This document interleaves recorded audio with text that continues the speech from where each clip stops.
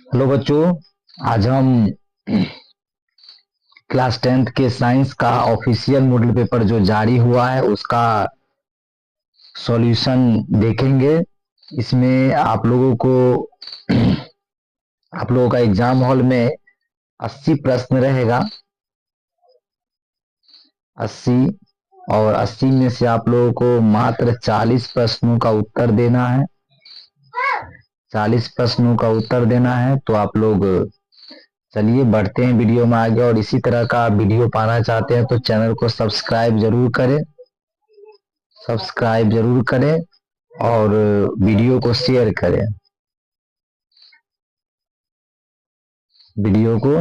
करें। चलिए बढ़ते हैं वीडियो में आगे। तो इसमें दिया गया है कि खंड ब में 24 लघुत्तरीय प्रश्न है। इनमें से आप लोगों को 8 प्रश्नों का उत्तर देना है। 8 प्रश्न का उत्तर देना है 24 में से, जो कि भौतिक शास्त्र में, और 8 प्रश्न रसायन शास्त्र में और 8 प्रश्न जीव विज्ञान शास्त्र में। इसमें से क्या है तो किन्हीं 4 प्रश्नों का उत्तर देना है। 24 कुल प्रश्न रहेंगे, उसमें से आप लोगों को कितना प्रश्न का उत्तर देना है? 12। यानी कि 4 4 4 करके तीनों संकाय में आप लोगों को उत्तर देना है। और दीर्घोत्तरीय प्रश्नों की जो संख्या है सो भौतिक शास्त्र में प्रत्येक दीर्घोत्तरीय प्रश्न के लिए 6 अंक रहेंगे और रसायन शास्त्र में 5-5 अंक निर्धारित हैं। यानी भौतिक में 6 अंक रहेगा दीर्घोत्तरीय प्रश्न का, और रसायन शास्त्र एवं जीव विज्ञान के लिए 5-5 अंक दिए जाएंगे। तो चलिए बढ़ते हैं प्रश्न की तरफ।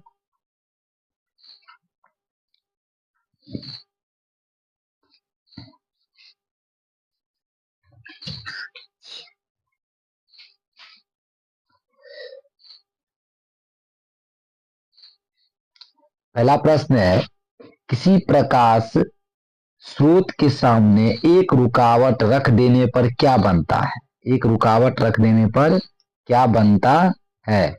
तो कह रहा है कि छाया बनता है, उपछाया बनता है, ए और बी दोनों बनता है और कोई नहीं बनता है।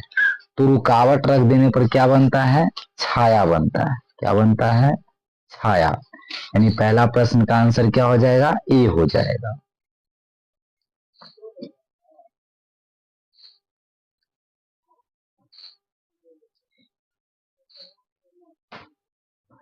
अगला प्रश्न है, समतल दर्पण की फोकस दूरी होती है। तो समतल दर्पण की जो फोकस दूरी होती है सो क्या होता है? तो अनंत होता है। यानी इसका आंसर हो जाएगा डी नंबर। अगला प्रश्न है कि 1 मीटर फोकस दूरी वाले उत्तल लेंस की क्षमता होती है। 1 मीटर फोकस दूरी वाले उत्तल लेंस की क्षमता होती है। तो क्षमता निकालने के लिए सबसे पहले क्या करना है कि P बराबर फॉर्मूला होता है 1/f। यानी मीटर में है तो 1 मीटर और 1/1, ये कट गया तो कितना आ गया? 1। अब किस लेंस में कह रहा है? तो उत्तल लेंस में। तो उत्तल लेंस में क्या होता है? धनात्मक या ऋणात्मक? तो उत्तल लेंस में होता है धनात्मक, +1। यानी कि इसका आंसर क्या हो जाएगा? सी नंबर इसका आंसर हो जाएगा। चलिए अगले प्रश्न की ओर बढ़ते हैं। चौथा नंबर प्रश्न,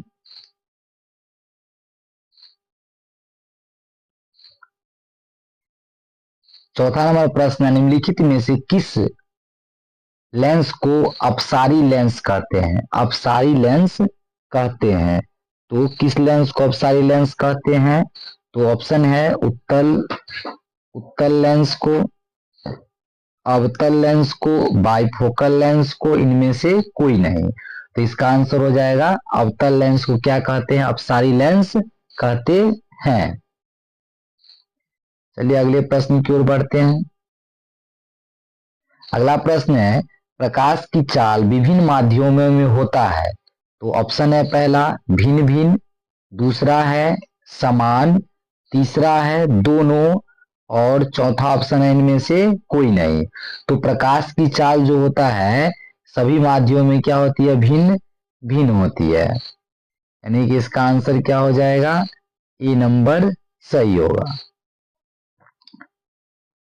अगले प्रश्न की ओर बढ़ते हैं। प्रश्न नंबर 6, किसी लेंस द्वारा उत्पन्न आवर्धन का ऐसा मात्रक होता है।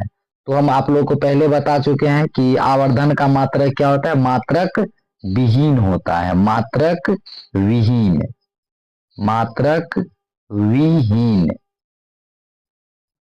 तो इसका सही आंसर क्या होगा, तो इसका आंसर हो जाएगा डी नंबर सही।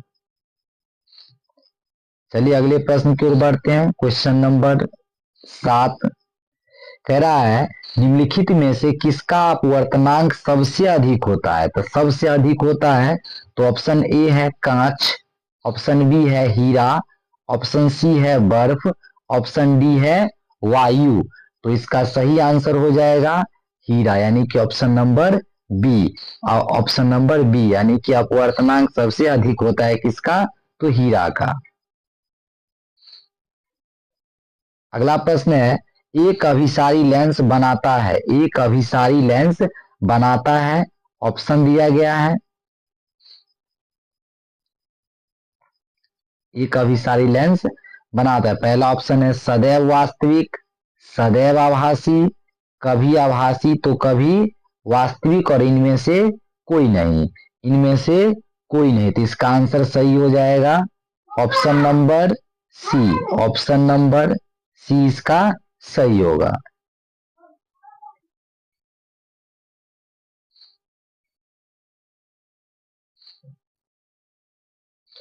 चलिए अगले प्रश्न की ओर बढ़ते हैं।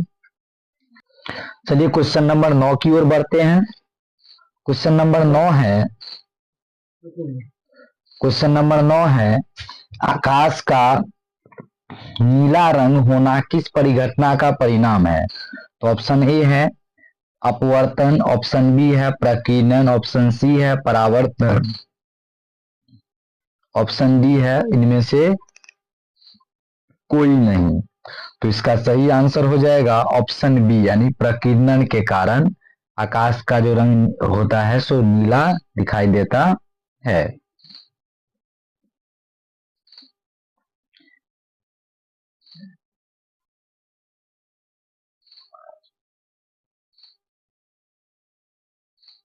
अगला प्रश्न है प्रकाश का प्राथमिक वर्ण है, प्रकाश का प्राथमिक वर्ण है। पहला ऑप्शन है लाल, दूसरा है नीला, और तीसरा है हरा, और चौथा है इनमें से सभी। तो इसका आंसर हो जाएगा इनमें से सभी, इनमें से सभी।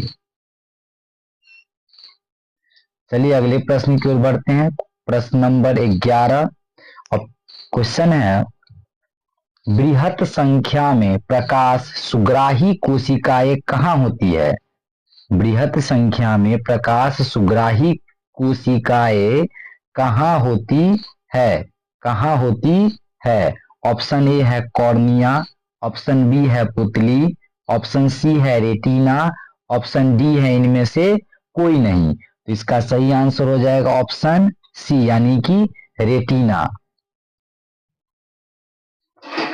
क्वेश्चन नंबर 12 दूरदृष्टि दोष के उपचार के लिए किस लेंस का प्रयोग होता है। दूरदृष्टि यानी कि दूरदृष्टि दोष के जो उपचार होता है ऐसे किस लेंस का उपयोग किया जाता है उसमें। उत्तल लेंस, दूसरा है अवतल लेंस, तीसरा है बेलनाकार लेंस, और चौथा है इनमें से कोई नहीं। तो उत्तल लेंस का उपयोग किया जाता है। चलिए 13 नंबर यानी अगले प्रश्न की ओर बढ़ते हैं। अगला प्रश्न है मानव नेत्र के लिए दृष्टि का स्थायित्व होता है, स्थायित्व होता है। ऑप्शन ए है 1/6 सेकेंड, 1/10 सेकेंड, और 1/16 सेकेंड, यानी 1/16 सेक। तो 1/16 सेक। तो इसका सही आंसर हो जाएगा 1/16 सेक। चलिए अगले प्रश्न की ओर बढ़ते हैं। अगला प्रश्न है निम्नलिखित में कौन सा मात्रक वाट के बराबर होता है। निम्नलिखित में कौन सा मात्रक वाट के बराबर होता है। तो वाट के बराबर होता है। तो इसका सही आंसर क्या है? सो देखिए, पहला है जूल बटे second square, sec square, joule प्रति sec, joule inverse, second inverse, joule और सेकेंड इनवर्स 2। तो इसका सही आंसर हो जाएगा ऑप्शन नंबर बी, जूल प्रति सेकेंड। अगला प्रश्न है, एक किलोवाट घंटा बराबर होता है, 1 किलोवाट घंटा बराबर होता है 100 यूनिट, 10 यूनिट और 1 यूनिट, इनमें से कोई नहीं। तो इसका सही आंसर हो जाएगा 1 यूनिट। अगला प्रश्न है, विद्युत विद्युत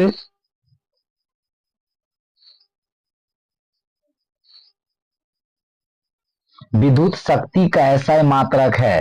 तो विद्युत शक्ति का ऐसा मात्रक क्या हो सकता है? वोल्ट या वाट या जूल या न्यूटन। तो इनमें से क्या होगा? तो इसका ऑप्शन नंबर बी होगा। विद्युत शक्ति का ऐसा मात्रक क्या होता है? तो वाट होता है। क्वेश्चन नंबर 17, 1 किलोवाट घंटा बराबर होता है 36 जे, 36 गुने 10 के पावर 6 जे, 3.6 गुने 10 के पावर 6 जे या 3600 जे, 3600 जे। तो इसका सही आंसर हो जाएगा option number C. Question number 18 है, दाएं हाथ के अंगूठे के नियम को किसने प्रतिपादित किया था? तो दाएं हाथ के अंगूठे के नियम को किसने प्रतिपादित किया था? तो फ्लेमिंग ने किया था। किसने किया था? फ्लेमिंग ने किया था। अगला प्रश्न है, विद्युत फ्यूज विद्युत धारा के किस सिद्धांत पर कार्य करता है? ऑप्शन ए चुंबकीय, ऑप्शन बी रासायनिक, ऑप्शन सी उष्मीय। तो इनमें से क्या होगा? तो ऑप्शन नंबर इसका सी जो होगा सो सही होगा, यानी उष्मीय प्रभाव पर कार्य कर, उष्मीय सिद्धांत पर कार्य करता है।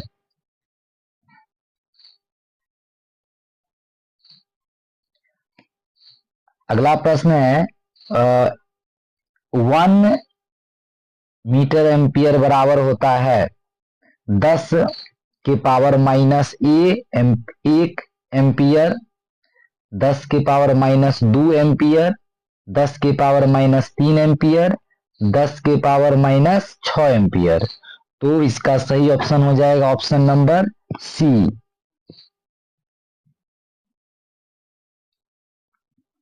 क्वेश्चन नंबर 21 है, प्रतिरोध का मान बढ़ाने के लिए प्रतिरोधकों को जोड़ा जाना चाहिए। प्रतिरोधकों को जोड़ा जाना चाहिए। तो इस क्या समान श्रेणी क्रम में या पार्श्व क्रम में या दोनों में या इनमें से कोई नहीं? तो इसका सही आंसर होगा श्रेणी क्रम, यानी प्रतिरोध का मान बढ़ाने के लिए प्रतिरोधकों को श्रेणी क्रम में जोड़ा जाना चाहिए।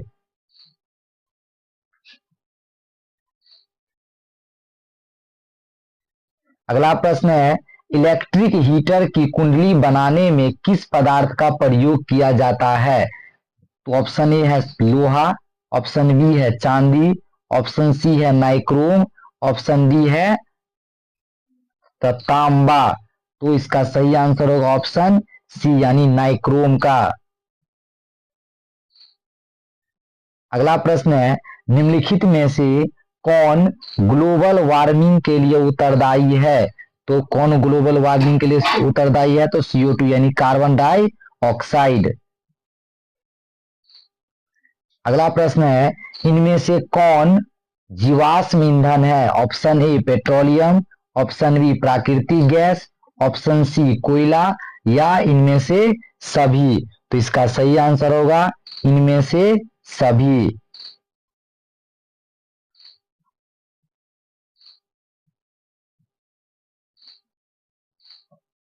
चलिए अगले प्रश्न की ओर बढ़ते हैं।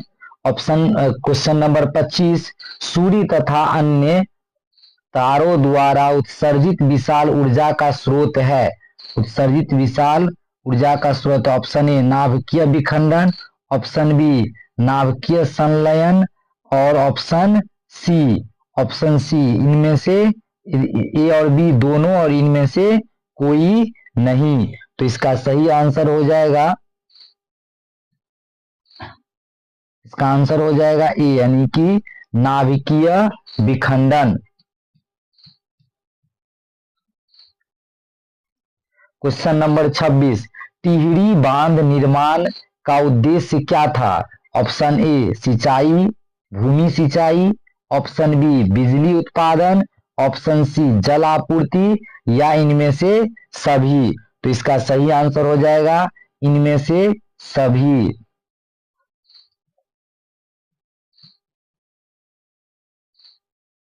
क्वेश्चन नंबर 27, खिलौनों में किस सेल का उपयोग होता है?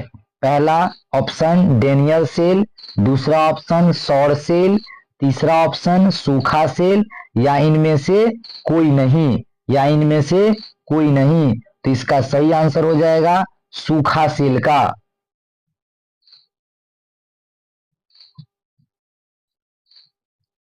अगला प्रश्न है, जल में वैद्युत अपघटन में कैथोड पर कौन सी गैस मुक्त होती है? तो option A ozone, option B oxygen, option C hydrogen, option D इनमें से कोई नहीं, ऑप्शन डी इनमें से कोई नहीं। तो इसका सही आंसर होगा हाइड्रोजन। क्वेश्चन नंबर 29 है,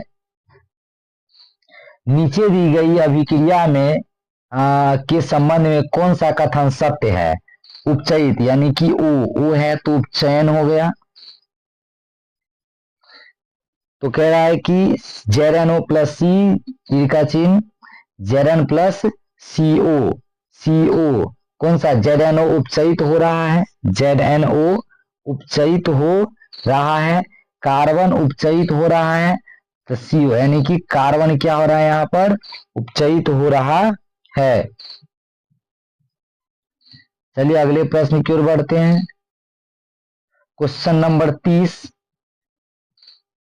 कह रहा है, जस्ता तथा तनु हाइड्रोक्लोरिक अम्ल की अभिक्रिया के फलस्वरूप निम्न में से कौन सा गैस बनता है?